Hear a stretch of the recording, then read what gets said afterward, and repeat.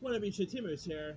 With Coming to America 2 premiering on Amazon tomorrow, here is my review for the very first Coming to America film, which was directed by John Landis, of course, the same guy who gave us The Blue Brothers. He also gave us Animal House. The first Coming to America is a classic, starring Eddie Murphy as Prince Hakeem, who is the prince of this wealthy country, and and of course, wants for nothing to accept a wife who will love him despite of his time and all. And so to escape from arranged marriage, he ends up fleeing to America, accompanied by his sidekick named Sammy, played by Arsenio Hall. And he decides to travel to Queens, New York, to pretty much find his like a queen. And he ends up romancing with this woman named Lisa, played by Sherry Headley. And of course, his father is King Joffrey, of course portrayed by James Earl Jones. I mean, the original Coming to America is so awesome. Of course, Eddie Murphy, of course, played like multiple characters before Tyler Perry made it cool.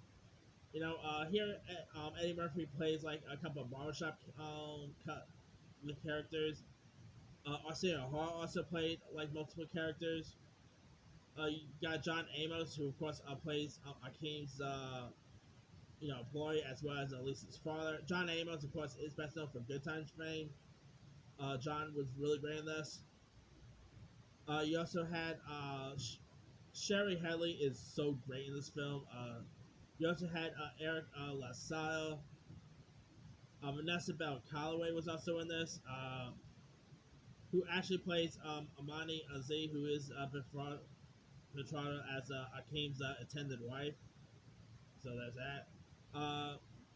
You even had like this. You even had a very young Samuel L. Jackson. It was really like who pretty much plays this this hold up man who is like trying to rob McDonald's.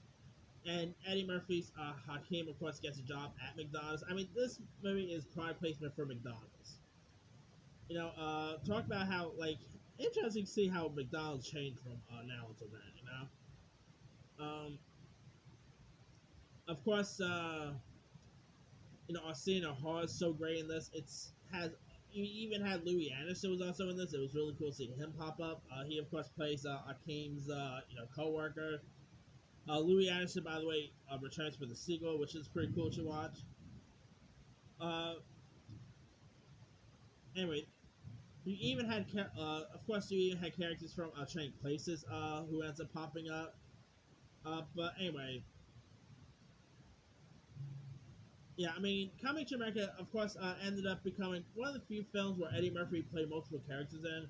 Of course, he will later on appear as multiple characters in other films, such as Norbit, The Night Professor, Vampires in Brooklyn, and all. But here he does it really well. I mean, he of course plays a character in Whiteface, which I'm a little surprised he could even do pull that in today's age. But Eddie Murphy does it so well. Like this and Beverly Hills Cop are probably two of his best work he's ever done. Eddie Murphy is just the man, and this definitely is of course in my top 5 favorite Eddie Murphy movies of all time. It's so funny. It's very quotable. It is of course R rated, which is always pretty cool right there. John Landis, you know, did such a great job at directing this film.